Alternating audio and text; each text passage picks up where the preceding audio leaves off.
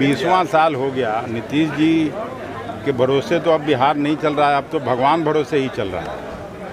उनकी स्थिति पर मैं ज़्यादा कुछ नहीं बोलना चाहता हूँ। स्पेशल स्टेटस की दर्जे की मांग करते थे, पटना विश्वविद्यालय को सेंट्रल विश्वविद्यालय बनाने की बात करते थे, और जैसे ही सरकार में गए सब खत्म, मांग हो गया। बिहार को कुछ मिला भी नहीं और केवल बिहार और का नाम जरूर बजट में लिया गया। इसका कोई मायने मतलब तो होना चाहिए। 2 दिन के बारिश में पटना शहर डूब जाती है। मैं जहाँ रहता हूँ वहाँ 3-4 दिन तक पानी लगा रहा पाटलिपुत्रा कॉलोनी में।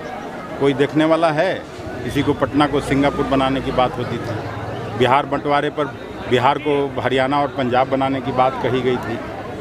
तो ये सब ढकोसला है और अपने पुराने वायदों को जरूर याद करना चाहिए। आनंद सिंह और 1 नेशन 1 इलेक्शन की बात कही है, लाल किले से कही कि देश अब आगे बढ़ रहा है इस तरफ। क्या रुख रहेगा कांग्रेस पार्टी का इस पर? कांग्रेस पार्टी का क्या रुख रहेगा? प्रधानमंत्री तो कौन उनको इलेक्शन कराने से रोक रहा था? ये केवल भाषण से तो काम चलेगा नहीं। सरकार में हैं और तीसरी बार सरकार में हैं, तो ये सब हमेशा जब विदाई के समय में क्यों याद आ रहा है? नीतीश कुमार गांधी मैदान से लड़ाई 1857 में स्वतंत्रता आंदोलन की लड़ी गई थी, और आज जो लोग तिरंगा यात्रा निकाल रहे हैं, जो लोग तिरंगे की दुहाई दे रहे हैं, वो कहीं भी स्वतंत्रता आंदोलन के हिस्सा नहीं थे।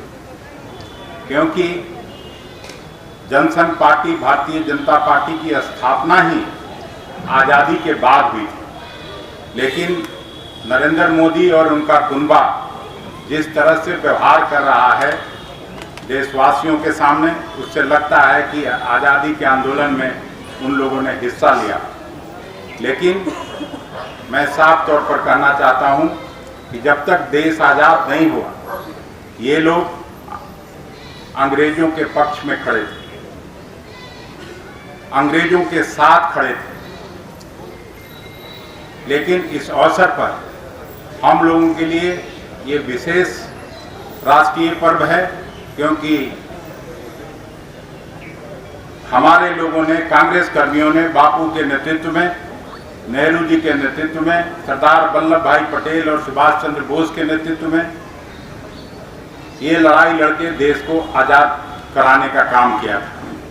इस अवसर पर हम सभी को संकल्प लेना चाहिए, और जिस तरह से पिछला लोकसभा चुनाव में राहुल जी के नेतृत्व में मजबूती से कांग्रेस पार्टी पूरे देश में उभरी है, नहीं तो ये लोग संविधान बदलना चाहते थे, देश में जमहूरियत और जनतंत्र समाप्त करना चाहते थे।